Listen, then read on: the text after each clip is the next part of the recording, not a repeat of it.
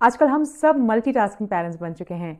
Office के mails, calls, YouTube के videos, Instagram की रील्स, व्हाट्सएप ग्रुप के चैट्स, हम सब कुछ एक साथ करना चाहते हैं। और शायद आज बच्चों के साथ भी वो कनेक्शन शायद एक टू डू लिस्ट बनती जा रही है। बच्चों के साथ बैठना, बात करना, इंजॉय करना, ये भी शायद उस टास्क का ही हिस्सा बनता चला जा रहा है। हम कहने के लिए तो उनके साथ फिजिकली प्रेजेंट होते हैं, लेकिन इमोशनली शायद कहीं ना कहीं और होते हैं। हमारा मन, हमारा दिमाग कहीं और उलझा हुआ होता है। इसीलिए बच्चा भी ये फील करता है कि माँ प्रेजेंट तो है, माँ सामने तो है, लेकिन ध्यान कहीं और है।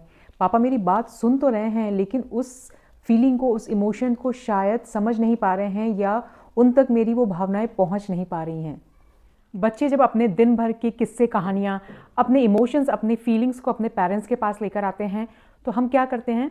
हम उनसे कहते हैं कि बस बेटा 1 मिनट, बस ये कॉल कंप्लीट कर लूँ, ये एक मेल थोड़ा सा बाकी है, इसको फिनिश कर लूँ, फिर हम आपकी बात सुनेंगे। और बच्चा वेट करता है। लेकिन जब ये चीज़ें बार बार होती हैं तो उसे लगता है कि शायद मेरी बात उतनी इम्पॉर्टेंट नहीं है, मैं अपने पेरेंट्स की लाइफ में वो वैल्यू नहीं रखता, मेरे इमोशंस और मेरी फीलिंग्स यहाँ कोई समझने वाला नहीं है। और उनके अंदर एक इमोशनल विड्रॉल, एक खालीपन पैदा होने लग जाता है। क्योंकि जब बार बार बच्चा अटेंशन सीक करता है और उसे बार बार निग्लेक्ट किया जाता है, तो उसके अंदर एक इमोशनल गैप पैदा हो जाता है और धीरे धीरे वो अपने इमोशंस एक्सप्रेस करना और अपनी डे टू डे की बातें बताना बंद कर देते हैं। और फिर हमें लगता है कि बच्चा हमसे खुलकर बात नहीं करता, हमें कुछ बताता नहीं, हमारे साथ कोई चीज़ें या अपनी बातें या अपनी फीलिंग्स शेयर नहीं करता। तो पेरेंट्स को आज ये समझना होगा कि शायद हमारे वो पेंडिंग काम थोड़ा डिले करने के बाद भी हम कंप्लीट कर सकते हैं, लेकिन बच्चों को बार बार निगलेक्ट करने के कारण जो उनके अंदर इमोशनल गैप, जो इमोशनल विड्रॉल बिल्ड होता है, उसको कवर करने के लिए बहुत ज़्यादा एफर्ट्स लगते हैं।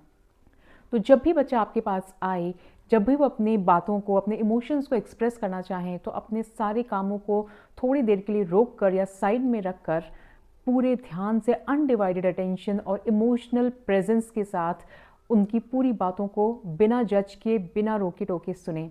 उन्हें महसूस होने दें कि एज पेरेंट्स आप उनके साथ इमोशनली अवेलेबल हैं, और अगर उन्हें कोई भी कभी भी ज़रूरत है तो आप उनके साथ हमेशा प्रेजेंट हैं।